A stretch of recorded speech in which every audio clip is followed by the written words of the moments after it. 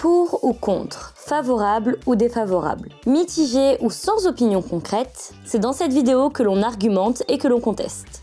Une fois tous les 3 mois, une question sera posée sur un sujet concernant la K-pop et à vous d'y participer pour espérer gagner le débat. La dernière question était la suivante: le lip sync devrait-il être autorisé dans la K-pop? Vous avez été nombreux à nous répondre et il est temps de découvrir vos commentaires. Mais avant de commencer cette vidéo, n'oubliez pas, le but ici est d'explorer les différentes opinions, pas de juger qui a tort ou raison. Les débats servent à confronter les idées pour évoluer ensemble. Et chacun est libre de penser ce qu'il veut, dans le respect et les limites du raisonnable. Nous sommes là pour discuter et enrichir nos perspectives, alors restez ouverts aux différents points de vue. Et restez bien jusqu'à la fin de la vidéo car une petite annonce vous attend concernant les débats. Mais comme d'habitude, avant de nous lancer dans le vif du sujet, prenons un moment pour clarifier ce qu'on entend par lip sync. Le lip sync ou synchronisation labiale est une technique où un artiste mime les paroles d'une chanson en utilisant une piste audio préenregistrée au lieu de chanter en direct. Dans la K-pop, cette pratique est courante et suscite des avis partagés. Certains estiment que c'est une nécessité pour garantir des performances spectaculaires, car contrairement à d'autres industries musicales où la performance live prime, la K-pop met en avant des chorégraphies millimétrées qui peuvent parfois rendre le chant en direct difficile. Tandis que d'autres y voient un manque d'authenticité et une tromperie envers le public. D'où la question qui se pose, le lip sync est-il un simple outil artistique ou une façon de masquer un manque de compétences? Les idoles ont des emplois du temps extrêmement chargés. Ils enchaînent les entraînements, les tournées, les performances sans répit. Ce qui peut mettre leur voix à rude épreuve, et ces commentaires en parlent. Tous les artistes du monde peuvent utiliser le lip sync pour diverses raisons. Par exemple, durant des tournées pour éviter de fatiguer leur voix, sur certaines chansons qui peuvent être très difficiles à chanter plusieurs fois d'affilée ou difficiles à enchaîner après d'autres chansons plus compliquées. Aussi dans le cas où les artistes tombent malades et ne peuvent pas chanter, le lip sync peut leur permettre de pallier à ce problème-là. Je sais que certains diront que les artistes devraient se reposer, mais on sait tous et toutes qu'ils se poussent énormément. Lors des shows télé, tout en sachant que certains groupes performent pendant plusieurs semaines pour faire la promotion de leur titre, surtout les petits groupes, ça ne me gêne absolument pas s'ils lip sync pour reposer leur voix. Je trouve son utilisation justifiée, tant qu'il est seulement utilisé pour permettre aux idoles de reposer leur souffle. Cela montre que le lip sync n'est pas uniquement un choix de facilité, mais aussi une nécessité pour les artistes qui doivent enchaîner les performances sans interruption. De nombreux artistes internationaux, comme Beyoncé ou même Katy Perry, ont aussi eu cours au lip sync pour maintenir une qualité vocale constante sur scène, malgré des performances parfois très peu complexes. On sait que les idoles ont des horaires de travail extrêmement chargés, enchaînant répétitions et performances presque quotidiennement. Dans ces conditions, la fatigue vocale devient un problème majeur, et le lip sync peut être un moyen efficace de préserver leur voix et d'éviter les blessures, en particulier durant les tournées et les promotions intensives qui imposent un rythme difficile à suivre. Certaines chansons demandent une puissance vocale importante ou des notes élevées difficiles à reproduire tous les jours sans risque d'endommager les cordes vocales. Dans ces situations, le lip sync devient un outil permettant aux artistes de maintenir une qualité vocale constante tout en préservant leur santé. En plus de cela, certaines chorégraphies sont tellement exigeantes physiquement qu'il devient difficile voire impossible de chanter en direct sans compromettre la performance. Je pense qu'ils peuvent faire du playback quand ils ont des chorégraphies énergiques qui ne leur permettent pas de chanter complètement durant leur performance. Même si une idol est d'abord un chanteur avant tout, lors de performances complexes, je peux comprendre qu'il fasse du lip sync. Concernant le playback, je trouve ça normal. Si on veut avoir de belles chorégraphies millimétrées, on ne peut pas s'attendre à ce que les interprètes chantent tout le long. Les chorégraphies deviennent de plus en plus compliquées au fil des générations, rendant la possibilité de chanter et danser en même temps bien plus compliquée. La seule chose que je trouve acceptable avec le lip sync, c'est que parfois les chorégraphies sont tellement compliquées que je comprends qu'ils ne peuvent pas faire les deux choses en même temps. Je pense que le playback est extrêmement mal jugé. Ces derniers temps, on adore parler comment Baby Monster ou Kiss of Life savent chanter en live, et oui, il ne faut pas oublier que leurs danses sont faites pour que ce soit simple, alors que par exemple, Bad Villain ou Le Seraphim ont des chorégraphies qui sont limite à un niveau de compétition. Parfois c'est physiquement impossible d'être stable en dansant comme ça. Pourtant elles sont jugées exactement comme Baby Monster et Kiss of Life, alors que le niveau nécessaire pour chanter n'est juste pas le même. Alors oui, si un chanteur est incapable de chanter en étant juste dans une posture normale, comme pour les encore, c'est chaud. Mais il y a une grosse différence entre playback quand on doit uniquement se concentrer sur le chant et playback quand on doit danser en même temps. J'ai l'impression que les fans ont tendance à oublier à quel point c'est difficile de chanter et danser en même temps. Après, à chacun de déterminer ce qu'est une chorégraphie éprouvante ou non. Je pense que beaucoup se sont fait leur propre avis avec le scandale de Le Seraphim. Là, plusieurs points essentiels ressortent. D'abord, la complexité des chorégraphies modernes justifie le recours au playback. En effet, certains groupes ont des chorégraphies extrêmement exigeantes qui demandent des mouvements synchronisés, rapides ou même acrobatiques. Il devient donc difficile, voire impossible de chanter, tout en maintenant la qualité de la danse. On soulève aussi une question intéressante, la différence de jugement entre des groupes avec des chorégraphies plus simples et des groupes avec des performances plus physiques. La critique du playback est souvent plus sévère pour les groupes qui ne semblent pas avoir une chorégraphie aussi intense que celle de K-Tiger par exemple. Cependant, il faudrait peut-être prendre en compte l'effort physique pour juger équitablement. Et parfois, une chorégraphie de premier abord simple peut être bien plus physique que des galipettes. Ça dépend que certaines parties soient difficiles, surtout quand on danse, je peux l'entendre. Oui, mais dans ce cas-là, on parle bien de différentes parties, mais donc aussi de différentes personnes. Mais on reviendra sur ce point-là. Certains comparent aussi le lip-sync à d'autres outils, comme l'autotune ou la retouche photo. Il sert à embellir une performance. Quant à la question sur le lip-sync, je suis d'avis qu'il doit être utilisé. Pour moi, ça reste un outil comme l'autotune, même s'il n'est pas tangible. Après tout, même les mannequins les plus séduisants sont sûrement retouchés à coups de Photoshop. Est-ce que ça veut dire qu'ils sont moins beaux? Pas du tout. C'est stupide de vouloir se passer d'un outil qui simplifie grandement la vie des idoles, juste parce que les fans considèrent ça comme tricher. Le lip-sync est une évolution technologique de la représentation scénique des artistes. Il ne s'agit même plus d'un simple playback, mais d'un traitement du signal audio en temps réel grâce à l'évolution des DSP audio. Le lip-sync permet de proposer une prestation agréable et homogène au niveau des voix. En effet, l'utilisation du lip-sync ne dévalorise pas nécessairement les capacités vocales de l'artiste, mais permet de perfectionner l'expérience. Dans cette perspective, le lip-sync devient un outil qui facilite la performance en direct, tout en préservant la qualité du show. Cela répond à un besoin spécifique dans des performances longues et intenses. Et en plus de cela, perso, je n'aime pas entendre les bruits de souffle dans les micros, ça gâche un peu la chanson. Et oui, rien de pire qu'un micro mal réglé. Cela met en lumière l'un des avantages majeurs du lip-sync. Il permet d'éviter les moments gênants et de produire une prestation plus propre. Les performances sont souvent filmées en direct et diffusées à grande échelle. Ainsi, maintenir une qualité sonore impeccable devient crucial. Le lip-sync assure alors une prestation sans erreur qui correspond aux attentes de perfection visuelle et sonore des fans. Et pour avoir vécu une prestation de ce genre, où le micro de Gisèle Despa était mal réglé, 3 minutes un peu de malaise, où le micro était juste bien trop fort, sa respiration étant plus forte que la musique.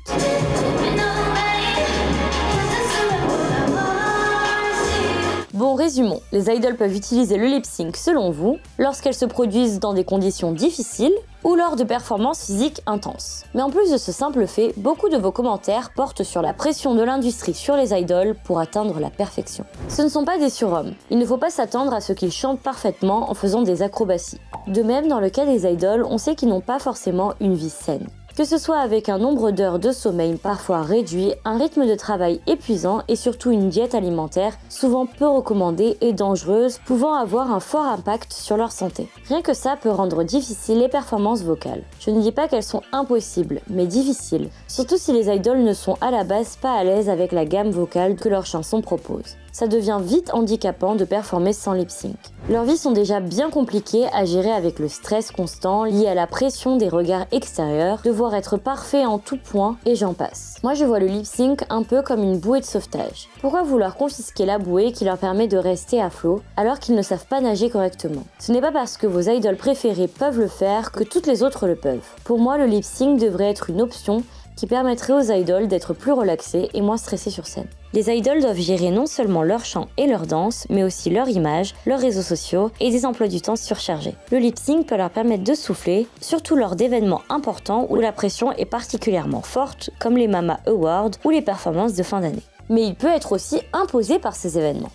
Le lip-sync ne peut pas être interdit, car il est parfois imposé par certaines chaînes télé ou émissions pour des contraintes techniques pour garantir une certaine qualité de spectacle. Il permet aussi de soutenir les artistes pour les chorégraphies les plus complexes, ce qui permet de limiter leur fatigue et de proposer des concerts de durée acceptable. Et oui, certaines émissions en Corée du Sud, comme Inkigayo ou Music Bank, imposent souvent le lip-sync ou un MR où certaines parties sont chantées en direct pour des facilités techniques. Il existe aussi une idée reçue selon laquelle, si un groupe utilise le lip-sync, cela signifie qu'il n'y a aucun talent dans le groupe. Mais cette vision est simpliste. Pour la question du lip-sync, je pense clairement que oui. Ça doit être autorisé et surtout plus accepté par les fans. Le lip-sync ne veut forcément pas dire qu'une personne n'est pas talentueuse ou autre. Ce serait comme dire que n'importe quel être humain pourrait battre le record d'Usain Bolt. Parce que l'on a tous des jambes et donc on devrait savoir s'en servir exactement comme lui. De nombreux athlètes bossent durement tous les jours et ne peuvent toujours pas battre son record. Est-ce que cela veut dire qu'ils ne sont pas talentueux? Tout le monde devrait le savoir pourtant. Se comparer soi-même à d'autres personnes de son âge qui ont mieux réussi ou sont plus talentueux, ça fait du mal. Et bien avec les groupes de K-pop, c'est pareil pour moi. Ce sont des êtres humains avec des forces et des faiblesses. Certains sont beaucoup plus talentueux que d'autres, mais ça n'empêche pas qu'ils ont beaucoup souffert et travaillé pour en arriver là. Si un groupe de K-pop A est plus talentueux qu'un groupe de K-pop B, est-ce que cela veut dire que le groupe B n'est pas talentueux? Non. L'un est au-dessus, certes, mais l'autre reste tout de même talentueux. L'un n'empêche pas l'autre. Cette réflexion remet en question l'idée selon laquelle le lip-sync serait un indicateur de compétence. Par exemple, IVE, Twice, Lisa ou la grande majorité des boy groups, souvent critiqués pour l'usage du lip-sync, ont prouvé leur capacité vocale en live lors de sessions acoustiques. Mais une des problématiques majeures réside dans la manière dont le lip-sync est souvent utilisé comme critère de comparaison entre groupes. Le problème pour moi avec le lip-sync et sa problématique vient surtout d'une dimension assez toxique des fans qui force la comparaison des talents entre chaque groupe. Oh, mon groupe préféré sait chanter parfaitement sans lip-sync alors que ce groupe-là ne sait pas. C'est pas normal. Si mes chouchous y arrivent, eux aussi devraient y arriver. C'est un constat stupide. Cette comparaison crée une pression inutile sur les artistes et néglige leurs différences. Certains groupes comme Mamamoo sont reconnus pour leur performance vocale live impressionnante, tandis que d'autres comme ITZY se concentrent davantage sur la danse ou IVE sur l'image scénique. La comparaison avec Usain Bolt illustre bien la problématique. Tous les athlètes ne sont pas égaux en termes de performance. Et c'est pareil pour les groupes de K-pop. Et maintenant que nous avons vu les arguments pour, voyons les arguments contre. Le premier genre d'argument contre le lip-sync aborde le malaise parmi certains fans lorsqu'ils découvrent que des performances sont en playback. Cette pratique peut être perçue comme un manque de sincérité ou une trahison par rapport aux attentes du public, qui préfère des performances en live. Là où le lip-sync devient problématique, c'est lorsqu'il est utilisé de manière systématique et se substitue à la compétence vocale. Mais il ne faut certainement pas qu'il remplace les vraies performances vocales, quitte à parfois baisser l'intensité des chorégraphies. Les deux commentaires soulignent une inquiétude commune concernant l'utilisation excessive du lip-sync, perçu comme un substitut à la véritable compétence vocale des artistes. Lorsqu'il est employé de manière systématique, il peut entraîner une déconnexion entre l'image d'idol et les attentes du public, qui souhaite voir les artistes chanter en direct. Ce recours constant au lip-sync peut être interprété comme un manque de transparence où la performance devient artificielle et dénuée d'authenticité. Il est donc suggéré que cette pratique ne devrait pas remplacer les performances vocales réelles, mais plutôt être utilisée avec discernement, peut-être au prix d'une diminution de l'intensité des chorégraphies. Car s'ils sont dans l'abus, cela commence à voir leur crédibilité remise en question. Selon les zones géographiques, le public peut accepter des passages en lip-sync de soutien pour certaines chorégraphies lors des concerts, voire du lip-sync lors des émissions télévisées, à condition d'avoir affaire à des artistes compétents en chant. Ce que les fans acceptent moins, c'est de se rendre compte que les artistes qu'ils stannent ne savent pas chanter. Cela rend ces artistes moins admirables car incompétents. Les idoles représentent des objets d'adoration et en cela, elles doivent incarner des qualités quasi inatteignables par le commun des mortels. L'incompétence vocale est perçue comme un signe d'irrespect et un manque d'authenticité par les fans. Dans certains pays, le lip-sync est plus accepté, notamment dans les émissions télévisées. Cependant, ce qui est mal vu, c'est la découverte que des artistes ne chantent pas en live alors qu'ils sont en direct. Cela peut ternir leur image et diminuer leur crédibilité. Les idoles sont censés être des artistes parfaits, capables de danser et chanter au plus haut niveau. Lorsque la supercherie devient évidente, cela peut être perçu comme un manquement à cette image d'excellence, et même comme un manque de respect envers les fans qui les soutiennent. On pourrait parler de Wonyoung et Leeso de IVE, qui avaient performé un duo lors du Gayo Daejeon de 2023. Le lip-sync était assez flagrant, en plus d'une performance totalement assise. À ce moment-là, ce ne sont pas les capacités vocales de IVE qui sont remises en question, mais vraiment leur crédibilité envers les fans. Cependant, quand la supercherie devient de l'incompétence, cela peut devenir encore plus compliqué et cela peut sérieusement nuire à l'image publique d'un groupe. Comme mentionné précédemment, le Seraphim a été critiqué pour la qualité de certaines performances en live, jugées décevantes. Cela a conduit certains à s'interroger sur l'authenticité de leurs précédents concerts et à se demander si ces prestations n'étaient pas en réalité un playback. A l'inverse, des groupes comme NMIXX et GFriends sont régulièrement salués pour leur performance en direct, prouvant qu'il est possible de concilier danse intense et chant en live. Ainsi, le recours excessif au lip-sync ne se limite pas à affecter la réputation d'un groupe, mais peut également ternir l'image de l'industrie dans son ensemble. L'un des principaux attraits des concerts et des performances en direct réside dans l'immersion et l'authenticité qu'ils procurent. L'énergie du moment, les imperfections naturelles et l'interaction entre l'artiste et son public créent une expérience unique et mémorable. Cependant, l'usage excessif du lip-sync peut altérer cette dynamique, en donnant l'impression d'une performance trop parfaite, presque artificielle, où toute spontanéité disparaît. Ça fait 5 minutes que je défends le lip-sync, mais bien entendu, comme j'ai dit au début, il faut une régulation. En tant que public, forcément, on aimerait entendre du live lors des concerts. Si tout est du lip-sync de A à Z, j'aurais eu l'impression de payer pour rien. Forcément, j'aimerais du live. Mais les performances vocales sont indispensables. Se reposer sur du lip-sync, c'est abusé. C'est quand même sur quoi repose le plus important. Cette critique est particulièrement pertinente lors de concerts payants. Les fans investissent des sommes considérables pour voir leur artiste préféré sur scène et s'attendent à une performance réelle, avec toutes les nuances et l'émotion du live. Un concert où tout est en playback peut alors donner l'impression d'un spectacle aseptisé, où l'artiste devient un simple acteur mimant sa propre musique. Le public attend des idoles qu'elles prouvent leur talent sur scène, et non qu'elles se contentent d'exécuter des chorégraphies sur une bande préenregistrée. C'est une question d'image et de crédibilité. Moi je pense honnêtement que non, le lip-sync ne devrait pas être autorisé, parce que comme vous l'avez dit dans une vidéo, ils sont chanteurs et non danseurs, et que c'est leur travail. Ils ont été trainees et ils sont censés avoir été entraînés pour ça. Moi je trouve que les idoles devraient chanter en live quasiment tout le temps. Bien sûr, il y a des moments où la chorégraphie est complexe, ou alors le concert est long, mais pour moi c'est indispensable de savoir chanter en live. Pour maintenir une connexion authentique avec le public, il semble essentiel que les artistes parviennent à chanter en direct le plus souvent possible, quitte à adapter certains éléments de leur performance pour en préserver la qualité. Donc chanter en live devrait être une compétence de base pour une idole, indépendamment de la complexité de la chorégraphie. Si la danse est moins exigeante, il est légitime d'attendre une performance vocale en direct. Le public apprécie la spontanéité, même avec des imperfections. Le lip-sync est trop souvent comparé à un manque de stabilité vocale.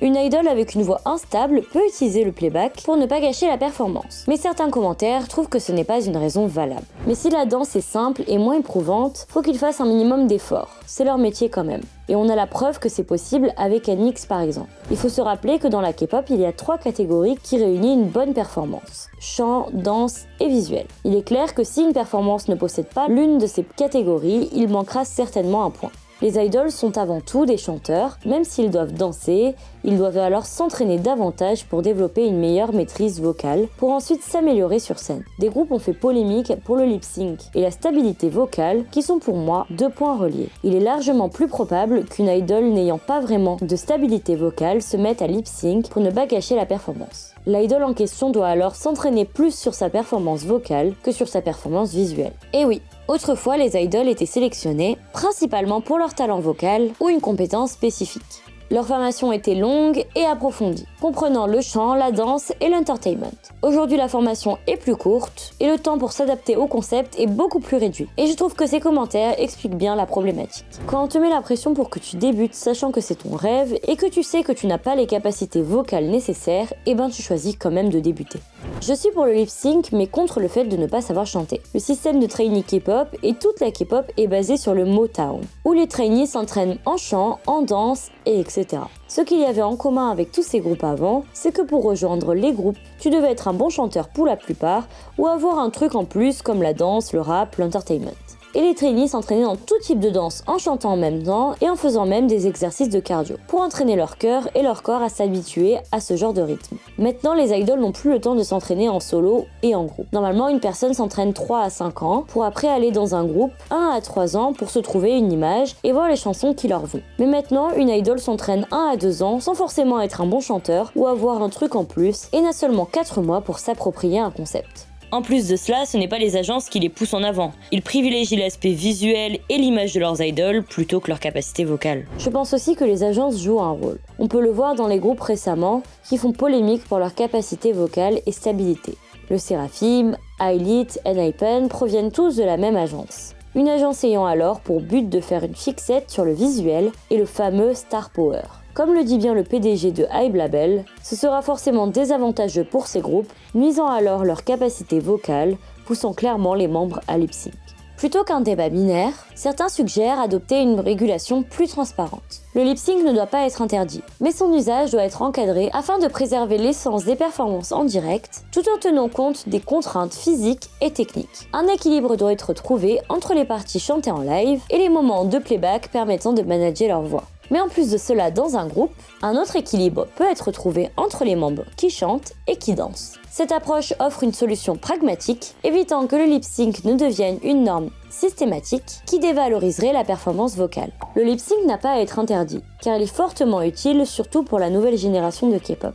Mais une régulation peut être faite. Une solution pour apaiser les débats serait clairement d'afficher si une performance est live ou lip-sync, via des indicateurs sur scène ou en émission. Cette transparence permettrait aux fans d'apprécier les prestations en toute connaissance de cause, tout en encourageant les agences à former davantage les artistes au chant live. Je pense que le lip-sync devrait être autorisé dans la mesure où il est assumé et notifié. Les idoles étant des chanteurs en premier lieu, les performances vocales devraient être la principale préoccupation. Un moyen pour y parvenir serait d'exiger une transparence sur le mode sonore des titres chantés lors des événements, avec des écrans qui afficheraient live ou lip-sync par exemple. Cela forcerait les agences à mieux former certains groupes au chant, de préserver l'intégrité artistique tout en tenant compte des réalités pratiques du spectacle moderne. Merci d'avoir regardé notre vidéo, n'hésitez pas à mettre votre avis dans les commentaires, mettre un like et partager la vidéo. Il est temps de vous dévoiler la prochaine question, et je pense que ce sera la question la plus divisée que l'on ait eue depuis le début. Mais avant de vous la dévoiler, nous avons une petite surprise pour vous. Pour faciliter et augmenter la qualité des prochains débats, nous avons créé un Discord. Sur ce Discord, plusieurs choses seront disponibles. Déjà, les vidéos débats seront maintenant uniquement sur Discord. Un onglet sur le Discord vous permettra d'écrire vos commentaires sur le débat du mois. Et pour les prochains débats, on sélectionnera des commentaires, mais aussi parmi ces commentaires, on vous proposera d'être enregistré et de carrément être dans notre vidéo, pour ne plus avoir seulement à lire des commentaires et vous avoir réellement, vous, ici, qui regardez cette vidéo, dans notre vidéo. En plus de cela, le Discord contient énormément de possibilités, comme un chat où on pourra tous discuter ensemble, mais de nombreuses autres fonctionnalités que je vous laisse découvrir. Et sans plus tarder, je vous dévoile la prochaine question. Est-ce que la K-pop, c'était mieux avant? Je vous laisse de ce pas rejoindre notre Discord pour écrire votre commentaire et espérer être sélectionné pour pouvoir participer à la vidéo. Et on se retrouve très bientôt sur notre Discord. Et voilà notre Discord, et c'est une transition Discord. Le Discord s'approche de vous et vous rentrez dans le Discord.